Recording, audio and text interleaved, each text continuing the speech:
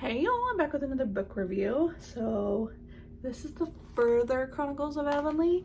This one is even, well, it's not even shorter because it's super tiny print.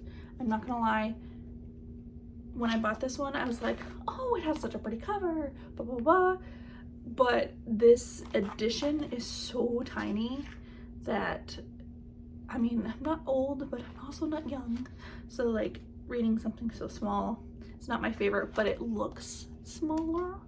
It looks so physically smaller that I kind of just love it. But it's like bigger, but like the thinness is kind of nice. So it's more like, oh, I finished this. Like it's more of that. But this one also came with pictures, which I thought was super fun.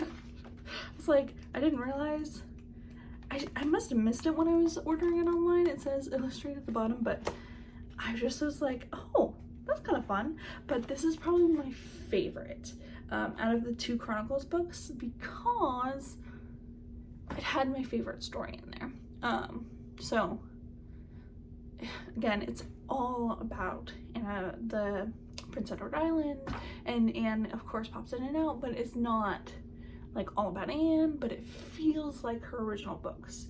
So still so great. But my favorite story was such touching story about this brother who has all of these successful little siblings. All of his siblings are super successful, but his aunt says, well, he's done nothing. He never left the island. He's not doing anything and he's not very successful.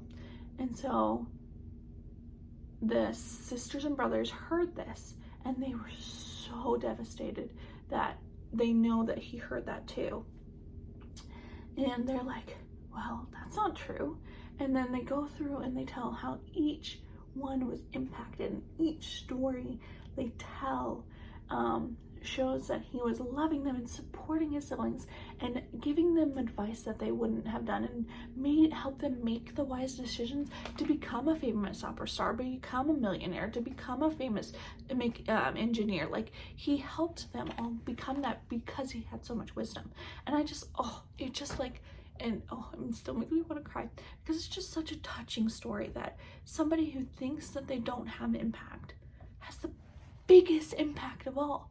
Like they don't really leave, they are always helping, but they're the ones that are the support system. They're the ones that sit there and cheer you on, and it's just, I don't know, it was just made me charming. I will say this, that wasn't the last story in the book. I think it should be. Like, if I was going to go back in time and talk to Lucy Montgomery and be like, no, you need to put that one as the last story because that one's the most powerful.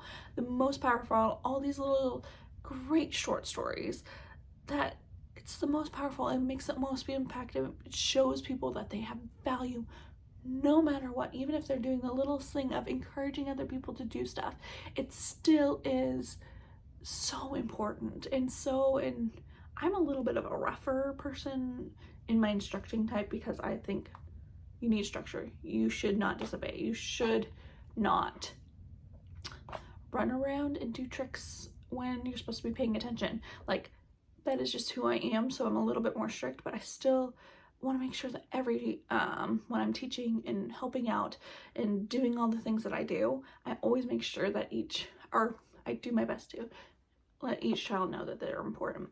I'm not always perfect at it, but like knowing that each person is important is such a huge thing in life. But anyway, definitely recommend it. You definitely should read it, especially if you love the first 5 books. I hope you all enjoyed this review and you all have a great day.